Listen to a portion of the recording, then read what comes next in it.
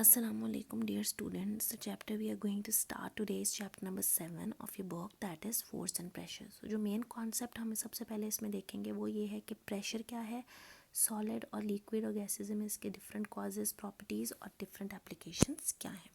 तो सबसे पहले हम ये देखते हैं कि what is pressure. According to the definition, the force acting normally on unit area of a surface of an object is pressure. अब फोर्सेस कई तरह की होती हैं. कुछ फोर्सेस बॉडी को मूव करवा सकती हैं, कुछ मूविंग बॉडी को स्टॉप करा सकती हैं, कुछ ऑब्जेक्ट का साइज और शेप को चेंज कर सकती हैं. But here we are specifically concerned with a force that acts normally. अब हमें ये पता होना चाहिए कि नॉर्मली का क्या मतलब है. नॉर्मली का मतलब होता है 90 डिग्री के एंगल पे एक्ट करना या परपेंडिकुलर एक्ट करना. हर वो फोर्स जो किसी भी ऑब्जेक्ट के एरिया पे 90 डिग्री के एंगल पे लगे वो प्रेशर है. जैसे यहाँ पे अगर मैं कोई भी एक ब्लॉक ले रही हूँ जिसका कोई भी लेट सपोज एरिया है और उस पर एक फोर्स अप्लाई करवाई जा रही है 90 डिग्री के एंगल पे, तो ऐसी फोर्स को हम कहेंगे प्रेशर. ठीक है. अब इस फिगर में अगर आप देखें तो थंब पिन को इंसर्ट किया जा रहा है इन अ वुडन ब्लॉक. अब वुडन ब्लॉक के साथ थंब पिन का जो भी एरिया कांटेक्ट में है, जो भी फोर्स थंब पिन लगा रही है ऑन द वुडन ब्लॉक, वो लग रही है 90 डिग्री के एंगल पे, यानी कि नॉर्मली या परपेंडिकुलरली. तो फिर इस फिगर में भी हम यही कहेंगे कि प्रेशर के थ्रू थंब पिन को वुडन ब्लॉक में इंसर्ट करवाया जा रहा है. सो नाउ अब डेफिनेशन के बाद we will come on to the formula. The formula for pressure is force over area. यानी हमारे पास प्रेशर दो फैक्टर्स पे डिपेंड कर रहा है. एक आपके पास है फोर्स और एक है एरिया. और यहीं से हमें पता चलेगा कि प्रेशर क्यों एक डिराइव क्वांटिटी है, क्योंकि फोर्स एक डिराइव क्वांटिटी है आपके पास. ठीक है. और एरिया भी डिराइव्ड है. अब फोर्स भी और एरिया जब दोनों डिवाइड हुए, दोनों डिराइव क्वांटिटीज़ जब डिराइव होंगी, तो जो आपके पास रिजल्ट वाली क्वांटिटी आएगी वो भी डिराइव्ड ही होगी. तो यहाँ से हमें ये भी क्लियर हो गया कि pressure is a derive quantity. Next. अच्छा, अब हम लोग देखेंगे S I unit for pressure. Now the formula for the pressure is P is equal to F divided by A. Force का एस आई यूनिट होता है न्यूटन, एरिया का S I unit होता है मीटर स्क्वायर. तो ये हो जाएगा न्यूटन पर मीटर स्क्वायर. और अगर आप न्यूटन को देखें तो वो इक्विवेलेंट होता है किलोग्राम मीटर पर सेकंड स्क्वायर के, डिवाइडेड बाय मीटर स्क्वायर. अब ये मीटर और ये मीटर कैंसिल, यहाँ पे मीटर की पावर 1 रह गई. वो 1 जब आप न्यूमरेटर में लिखेंगे तो ये फॉर्म आएगी. और इन दोनों को हम नाम देते हैं एक साइंटिस्ट के नाम के वजह से, that is pascal. That is represented by P and A and it is named after a scientist Blaise Pascal.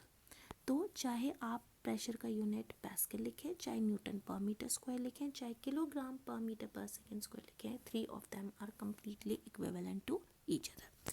अब हम पैस्कल को डिफाइन कर लेते हैं. एक ऐसी फोर्स जो किसी भी ऑब्जेक्ट के 1 मीटर स्क्वायर के एरिया पे लगती है वो कहलाती है 1 पैस्कल. जब भी किसी भी क्वांटिटी के यूनिट को हमने डिफाइन करना होता है तो उसके अंदर जितनी मज़ीद क्वांटिटीज़ होती हैं उनके मैग्नीट्यूड्स को हमेशा 1 कंसिडर किया जाता है. जैसे लेट सपोज आपके पास ये एक एरिया है और ये एरिया 1 मीटर स्क्वायर का है. ठीक है. और इसके ऊपर फोर्स लग रही है 1 न्यूटन की. तो यहाँ पे जो प्रेशर होगा वो भी 1 पैस्कल होगा. आप 1 पैस्कल भी कह सकते हैं, 1 न्यूटन पर मीटर स्क्वायर भी कह सकते हैं, 1 किलोग्राम पर मीटर पर सेकेंड स्क्वायर भी कह सकते हैं. अब पैस्कल की डेफिनेशन के बाद हम प्रेशर इन सॉलिड्स के बारे में स्पेसिफिकली बात करेंगे, जिसमें हम ये देखेंगे कि मेन वजह या मेन कॉज सॉलिड में प्रेशर को जनरेट करने की क्या है. तो जो मेन कॉज हमारे पास है सॉलिड्स में प्रेशर को जनरेट करने की, that is basically weight of the objects acting downward perpendicularly. यानी किसी भी ऑब्जेक्ट का वेट जो डाउनवर्ड परपेंडिकुलरली एक्ट कर रहा होता है वो मेन वजह होती है सॉलिड में प्रेशर को कॉज करने की. सॉलिड्स के बारे में ये पता है कि इनका एक डेफिनाइट साइज, शेप और वॉल्यूम होता है. और अगर आप किसी भी ऑब्जेक्ट, सॉलिड ऑब्जेक्ट को देखें तो एक फोर्स उस पर हमेशा वर्टिकली डाउनवर्ड लग रही होती है जिसको हम कहते हैं वेट ऑफ द ऑब्जेक्ट.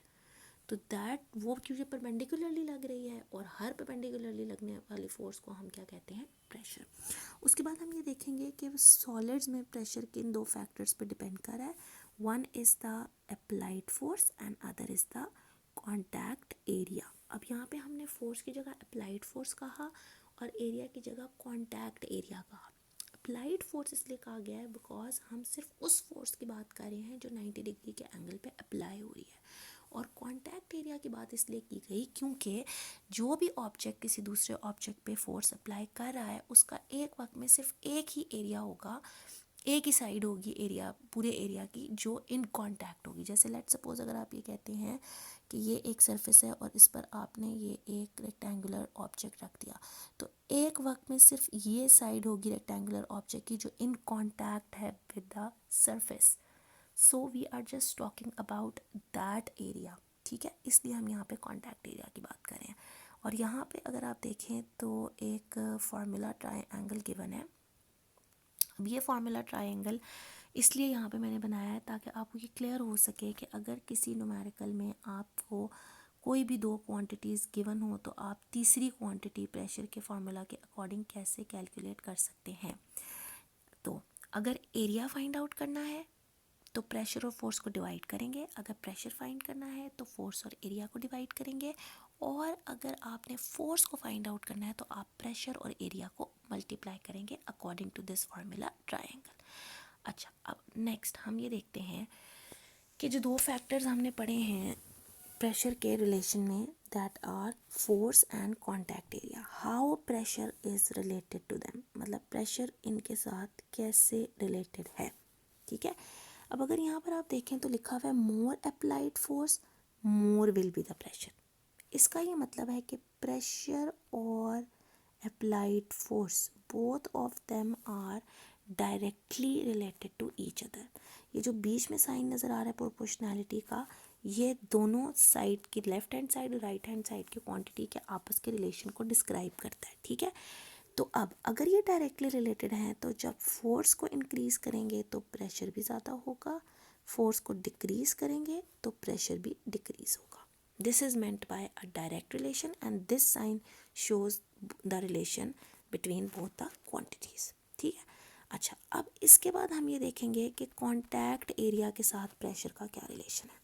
सही, तो हम ये देखेंगे कि मोर will be the pressure less, more will be the contact area less will be the pressure. इसका मतलब है कि कॉन्टैक्ट एरिया और प्रेशर दोनों आपस में इन्वर्सली रिलेटेड हैं। इन्वर्स रिलेशन का मतलब होता है कि आपके पास प्रोपोर्शनैलिटी के राइट हैंड साइड पे जो क्वांटिटी आ रही है वो डिनोमिनेटर में है, और ऐसे रिलेशन में अगर राइट हैंड साइड वाली क्वांटिटी इंक्रीज होती है तो लेफ्ट हैंड साइड वाली डिक्रीज़ होगी, ये अगर डिक्रीज़ होगी तो ये इंक्रीज़ होगी, यानी more contact area less pressure, less contact area more pressure, ठीक है। यहाँ से हमें क्लियर हो गया कि प्रेशर और फोर्स का रिलेशन डायरेक्ट है जबकि प्रेशर और कॉन्टैक्ट एरिया का रिलेशन इन्वर्स है। नेक्स्ट हम एक्टिविटीज़ देखेंगे जहाँ से हमें ये रिलेशन ज़्यादा क्लियर होगा। एक्टिविटी 7.1 में हमने इस रिलेशन को प्रूव करना है कि pressure is inversely proportional to area in contact. यहाँ पे आप दो प्लेट्स लेंगे, उन दो प्लेट्स में वेट सैंड रखेंगे, और वेट सैंड रखने के बाद एक ट्रायंगुलर स्ट्रक्चर लेंगे जिसको हम कहेंगे वेज, वुडन ट्रायंगुलर स्ट्रक्चर है। अब इस वेज की एक साइड आप देखें ब्रॉड है और दूसरी साइड पॉइंटेड है। प्लेट 1 में आप ब्रॉडर साइड को रखेंगे, प्लेट 2 में आप पॉइंटेड साइड को रखेंगे, ठीक है। अब जब कुछ सेकंड्स के बाद आप ब्रॉडर और पॉइंटेड साइड दोनों वेजेस को उठाएंगे तो आप ये क्लियरली ऑब्जर्व करेंगे कि प्लेट 2 में बनने वाला मार्क ज़्यादा डीपर है as compare to the mark produce in plate number 1। इसकी क्या रीज़न है? ये ज़्यादा डीपर इसलिए है क्योंकि इस केस में जो एरिया इन कॉन्टैक्ट है प्लेट 2 के केस में वो लेस है, so the pressure exerted was more because both of them were inversely related to each other. जबकि प्लेट नंबर 1 के केस में एरिया इन कॉन्टैक्ट ज़्यादा था तो प्रेशर एक्सर्टेड कम हो गया।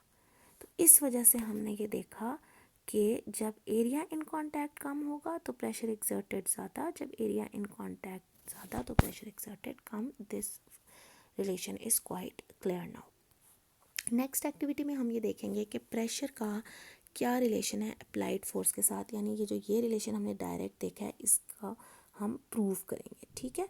अब इसको प्रूव करने के लिए हमने उसी तरह दो प्लेट्स में वेट सैंड लेनी है, एक में आप एम्प्टी ग्लास रखेंगे, एक में आप वो ग्लास रखेंगे जिसको आप फिलअप करेंगे विद सैंड। अब जिस ग्लास को प्लेट 2 में आपने रखा है, जिसको आपने फिलअप किया वेट सैंड के साथ, डेफिनेटली उसका वेट ज़्यादा हो गया है। वेट ज़्यादा होने का मतलब है कि उसका ओवरऑल जो फोर्स है वो भी ज़्यादा हो गई है। तो इस केस में फिर हम क्लियरली ये देख पाएंगे कि जो मार्क प्रोड्यूस होगा वो ज़्यादा डीप होगा। वो मार्क क्यों ज़्यादा डीपर है?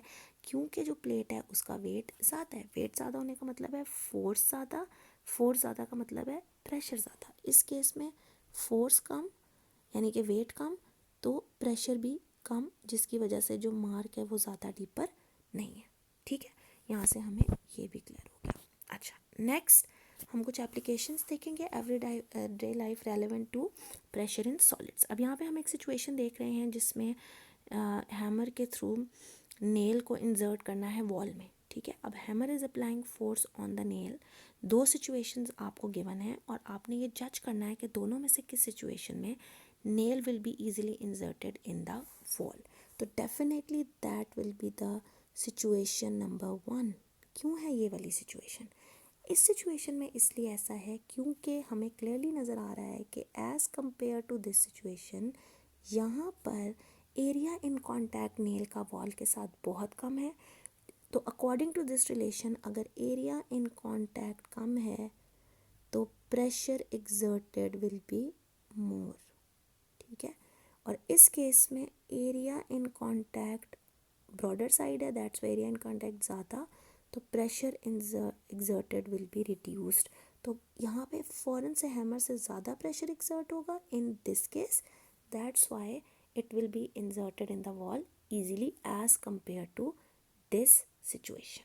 ठीक है, नेक्स्ट हमारे पास एक सिचुएशन है, वेजिटेबल्स हैं और नाइफ़ के थ्रू इन वेजिटेबल्स को कट करना है। ठीक है, एक साइड इसकी कटिंग एज दिखाई हुई है और एक ब्लंट एज दिखाया हुआ है। जो कटिंग एज होती है वो शार्प होती है। उसके शार्प होने की रीज़न ये है कि अगर वो शार्प है तो डेफिनेटली उसका area in contact with the vegetable is very less. अब एरिया इन कॉन्टैक्ट अगर लेस है तो डेफिनेटली प्रेशर एकदम से ज़्यादा एक्सर्ट होगा विद द नाइफ और इजीली वेजिटेबल्स कट हो जाएंगी as compare to the blunt edge. इसलिए हम कभी भी ब्लंट एज से नहीं कट करते, हमेशा शार्प एज से कट करते हैं वेजिटेबल या फ्रूट को।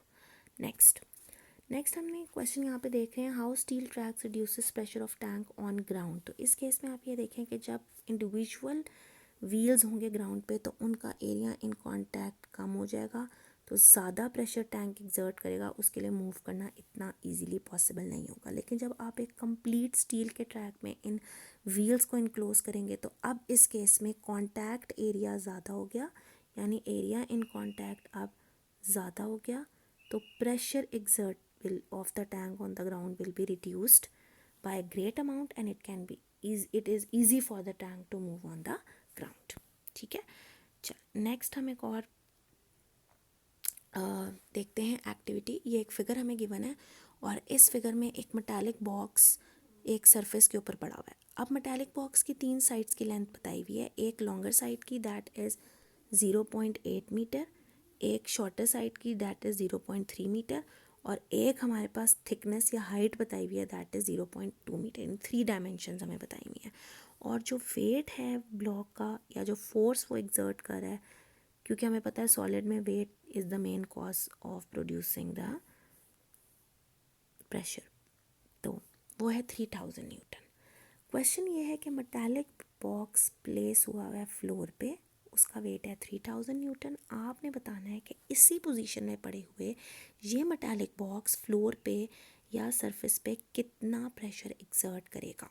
अब हमारे पास यहाँ पे लेंथ्स जो है ना वो 3 डायमेंशंस की आ रही हैं। एक हमारे पास सबसे ग्रेटर लेंथ है दैट वाज 0.8 मीटर, एक हमारे पास ब्रेथ है और एक हमारे पास हाइट है। तो इस वक्त हम लोग इस केस में सिर्फ एरिया इन कॉन्टैक्ट की बात करते हैं। अगर यहाँ पे क्लियरली देखा जाए तो the area in contact of the complete block with the floor is just this one. ऊपर वाली साइड और 0.2 मीटर वाली साइड कॉन्टैक्ट में नहीं है, तो इन दो साइड्स को मल्टीप्लाई करके हम एरिया इन कॉन्टैक्ट निकालेंगे, that will be 0.24 metre square इसको फार्मूला में पुट करेंगे, आंसर आपके पास आएगा 12,500 पैस्कल। अब चाहे आप इसको पैस्कल लिखें, चाहे न्यूटन पर मीटर स्क्वायर लिखें, चाहे किलोग्राम पर मीटर पर सेकंड स्क्वायर लिखें, 3 of them are equivalent to each other. ठीक है।